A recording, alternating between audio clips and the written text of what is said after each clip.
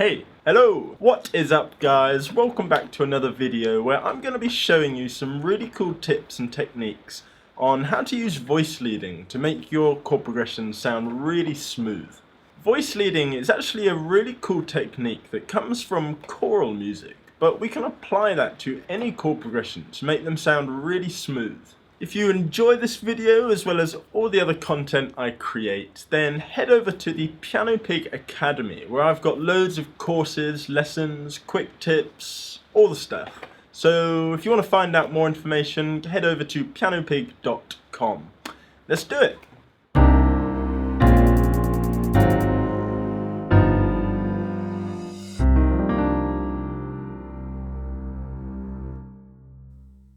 So throughout this lesson, we're going to be playing around with this chord progression. D minor 9, B flat major 7, F major 7, and A7 flat 9.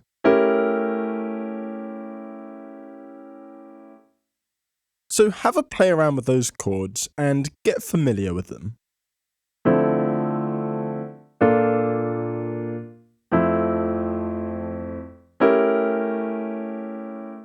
We also want to play around with the inversions of each of these chords. So for the D minor 9, we have all of these possibilities.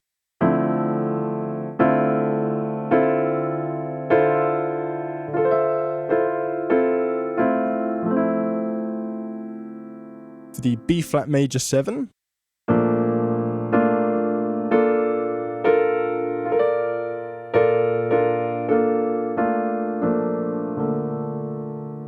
the F major 7,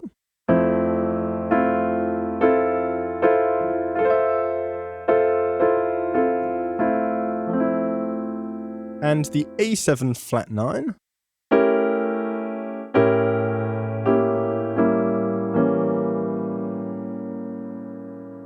So whenever you're using voice leading, it's really important to be familiar with all of the inversions of each chord in the progression. What we're going to do now is play our first chord, D minor 9. And from here, we want to get to the next chord, but we don't really want to jump all the way up here, because that is quite a big jump and it kind of sounds disjointed. What we really want to do is get to the next chord by moving as little as possible. So here's our D minor 9. And if we think back to all the inversions of the B flat major 7 chord, these are all of the options.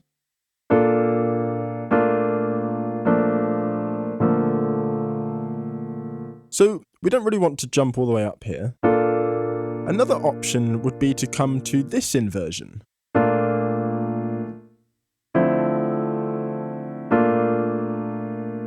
This option is way better because of the much smaller movement between the chords. Also, if you watch this note, the A, it doesn't actually change when we change chords. It stays consistent throughout, which is exactly what we're after, as little movement as possible. But let's look at another option. Instead of coming here, we could come to this inversion instead. And this is even better than what we had before, because this time we actually have two consistent notes that stay the same, this F and A.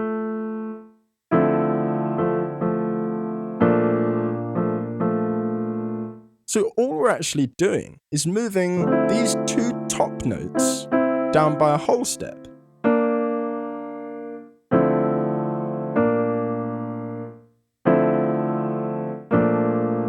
And if we compare that to the B flat major 7 in its root position, you can already hear how much smoother this sounds. So from here, we want to get to our F major 7 chord. Now, that root position chord actually works really well in this situation, but let's look at some other options anyway. we could come down here, and that does work. There's not much movement, but it's a little bit muddy as we're quite low down on the piano. So maybe if we took out the root notes.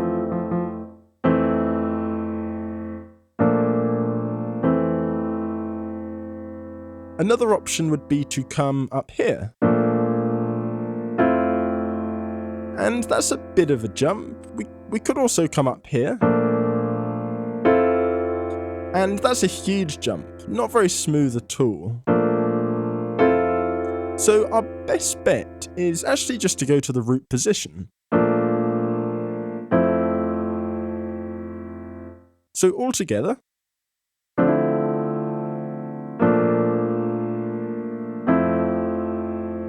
And from here, we need to get to our A7 flat 9. So that's obviously a huge jump, and we're not going to be doing that at all if we're after smooth voice leading. So these are all of our options.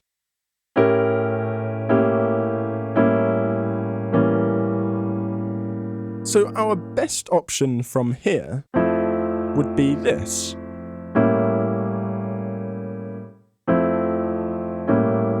There's very little movement, and we have a consistent note up at the top, which is always nice.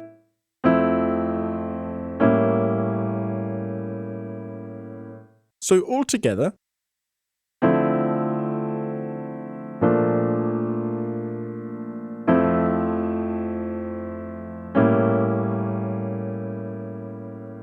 and by going through systematically like that, you can really make sure there's as little movement as possible between the chords and get it sounding super smooth. Also, when you're doing this, there's never just one solution that is best. There's all sorts of different options. If we started this progression here instead, all the inversions we choose of the other chords would be different to make sure there's as little movement as possible from here rather than here. So if we did start here, we might play something such as this.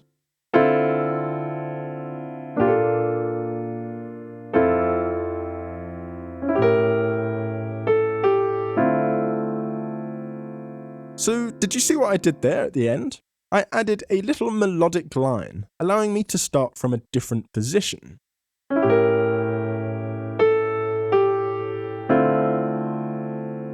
And this is another trick you can do.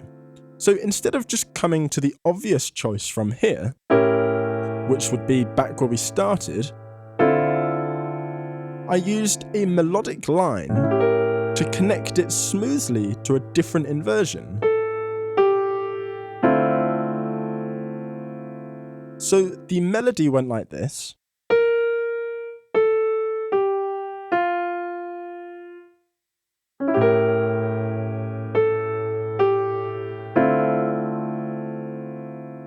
And I'm using the top note of the voicing, of this D minor 9 voicing, as the melody note to connect it all up, allowing us to start again from a new position.